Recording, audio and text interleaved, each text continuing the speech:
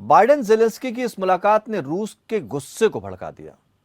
रूस ने इस मुलाकात पर नाराजगी जाहिर की और अमेरिका से न्यू स्टार्ट संधि से दूरी बनाने की चेतावनी दी। जहां बाइडेन ने सहयोगी देशों को आश्वस्त किया कि यूक्रेन पर रूसी आक्रमण के बावजूद अमेरिका अपने सभी सहयोगी देशों के पक्ष में खड़ा रहेगा, वहीं संधि से अलग होने के साथ ही रूस ने पश्चिमी देशों पर उसकी छवि खराब करने के आरोप मढ़ दिए। दोनों महाशक्तियों के इन दमदार नेताओं के बीच वाक युद्ध की शुरुआत हो गई, जिसे दुनिया का हर देश देख रहा है। साथ ही सवाल यह भी है कि यह स्थिति सिर्फ वाक युद्ध तक ही सीमित रहेगी या फिर यह आने वाली प्रलय के संकेत हैं।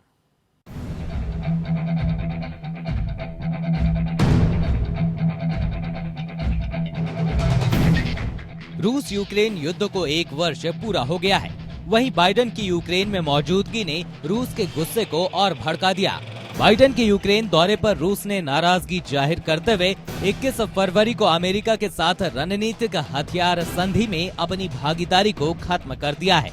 व्लादिमीर पुतिन ने कहा कि मैं आज ये घोषणा करने के लिए मजबूर हूँ कि रूस सामरिक आक्रामक हथियार की संधि में अपनी भागीदारी को निलंबित कर रहा है।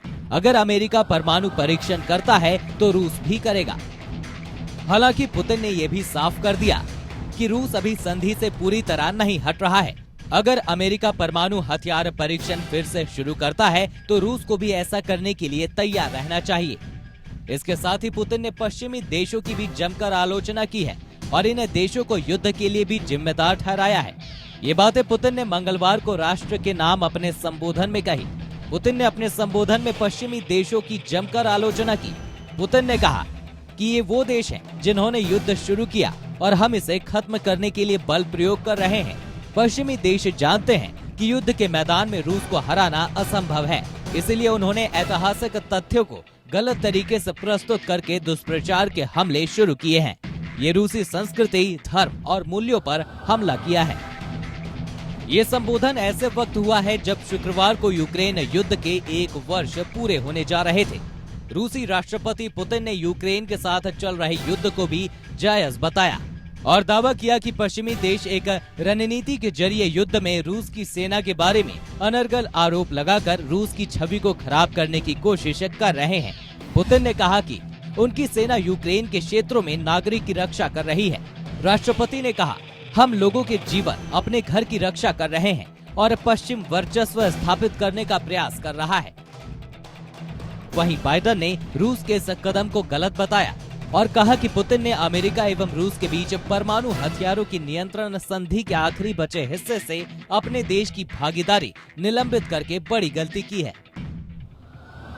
आपको बता दें कि अमेरिकी राष्ट्रपति जो बाइडेन उत्तरी अटलांटिक संधि संगठन यानी नाटो के पूर्वी हिस्से के सहयोगियों को आश्वस्त करने के लिए पोलैंड पहुंचे हुए थे।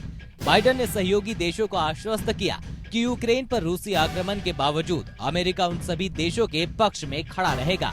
बाइडेन का ये बयान उस वक्त आया जब वो पोलैंड और यूक्रेन की अपनी 4 दिवसीय यात्रा को समेटने के क्रम में बुखारेस्ट 9 के नेताओं के साथ बातचीत कर रहे थे।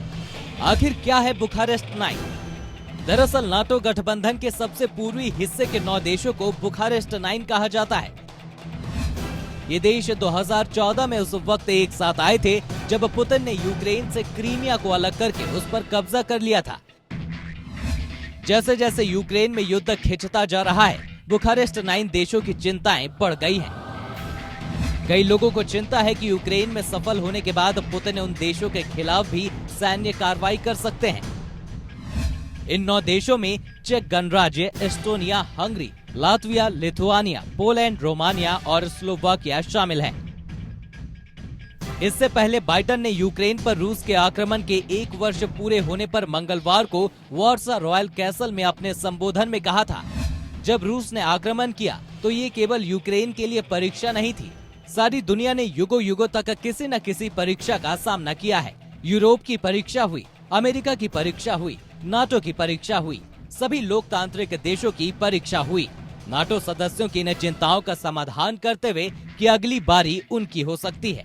बाइडेन ने मंगलवार को आपसी रक्षा रक्षा संधि और यूक्रेन की रक्षा के लिए अमेरिका की दृढ़ प्रतिबद्धता का संकल्प लिया। फिलहाल दुनिया की 2 महाशक्तियों के बीच वॉक युद्ध भी अब बढ़ता जा रहा है। जहां पश्चिमी देशों पर रूस को धमकाने का आरोप लगातार पुतिन ने यूक्रेन पर अपने आक्रमण को सही ठहराया है, तो वहीं दूसरी ओर पश्चिमी देशों का कहना है कि रूस की सेना ने यूक्रेन पर बिना किसी कारण से हमला किया है और यूक्रेन को युद्ध की आग में झोंक दिया है। आपको बता दें कि रूस के राष्ट्रपति कार्यालय क्रेमलिन के प्रवक्ता दमित्री पेस्कोव ने पुतिन के संबोधन से पहले कहा कि राष्ट्रपति यूक्रेन में विश्व सैन्य अभियान, रूस की अर्थव्यवस्था और सामाजिक मुद्दों पर ध्यान केंद्रित करेंगे। रूस यूक्रेन में अपनी कार्रवाई को विशेष सैन्य अभियान कहता है।